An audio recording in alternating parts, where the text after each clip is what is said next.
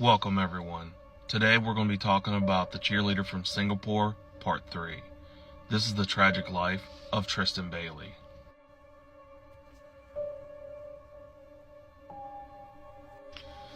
Now when we last left off, the police had taken Aiden Fucci and Trey Absher into the squad car where they could question them more about the disappearance of Tristan Bailey. It is at this point that the police had focused most of their energy on Aiden Fucci, as at that point after his Snapchat and social media posts once he was in the squad car, they more or less focused on Aiden Fucci as a key person of interest. But as I had said before, every time they had questioned Aiden, his stories was constantly changing. And once he had gotten to the station, it wouldn't have not stop. His stories would change once again. His first story would be that they would walk together until they had reached North Durban Parkway, where they would separate ways. And he would not arrive home until 3 o'clock in the morning. And police had told him that that didn't add up because the distance between their homes was at most 30 minutes apart, and would ask what happened during that hour. Aiden would then change his story again and say that once they were at North Durban Parkway, Tristan Bailey would grab his private parts to where he would react by pushing her back, where she would fall and slip and hit her head, and would say that he would just yell at her and just walk off and walk around until 3 o'clock in the morning. And by the time he had gotten to the station, his story had changed again and said that there was a man by the name of Carlos who was 20 years old that Tristan herself had added on the app Snapchat, and they talked regularly. But it should all be noted in this story that Aiden would say that he was also a drug dealer, where himself and Tristan often bought drugs off of. But the police really didn't buy this story either.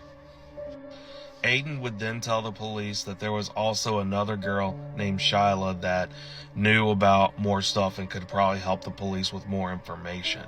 And it is around this time that Aiden completely quit answering questions by the police. And even though the police wanted to question them more, they couldn't, because it was at this time that his parents would arrive with an attorney.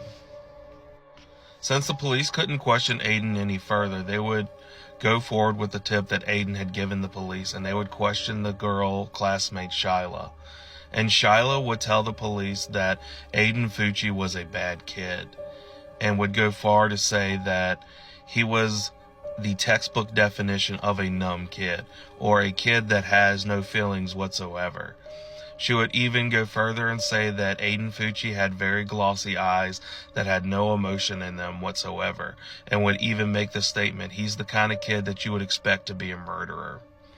She would also tell the police that leading up to that particular weekend, Tristan Bailey had told Shyla that Trey had actually invited her out to the woods to smoke weed and vape, to where Shyla would tell Tristan not to go because she had a bad feeling about it.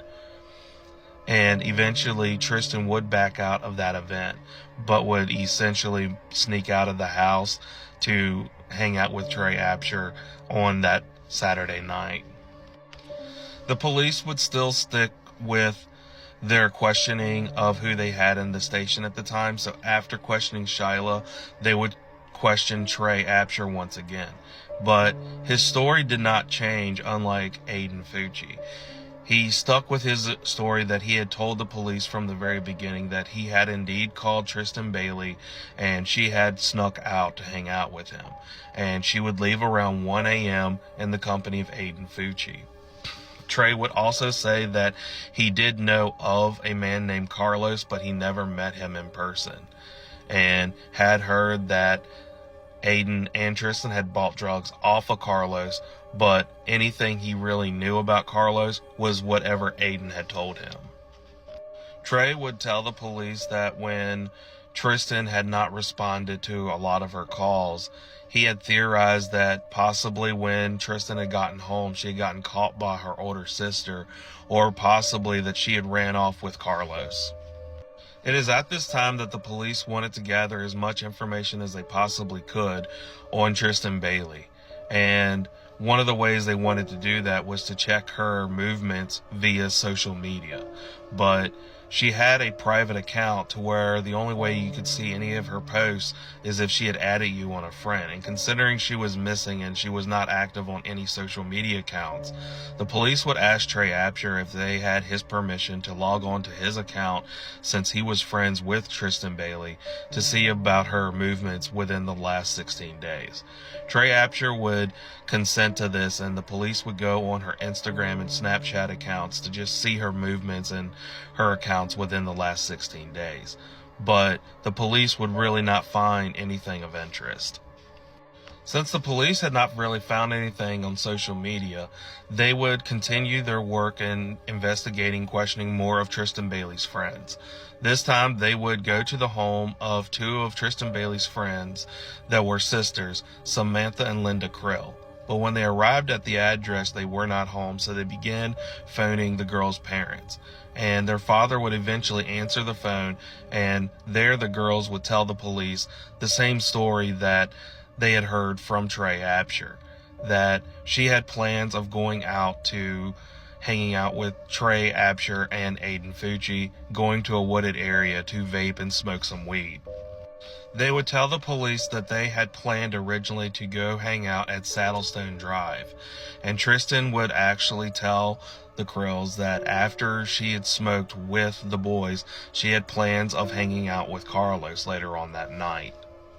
The police would quickly go over to Saddlestone Park and see that there was actually a security camera right around the area in Saddlestone Park, and they would confiscate the footage that they had found. And on the footage of the night, around 1:25 in the morning, the police would notice a male and female walking in Saddlestone Park.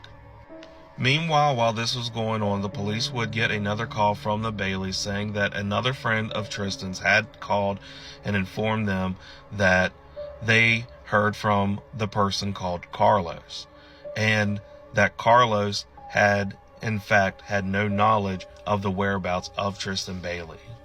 It is at this point that the police decided to investigate and question Carlos, considering he was the next key person of interest.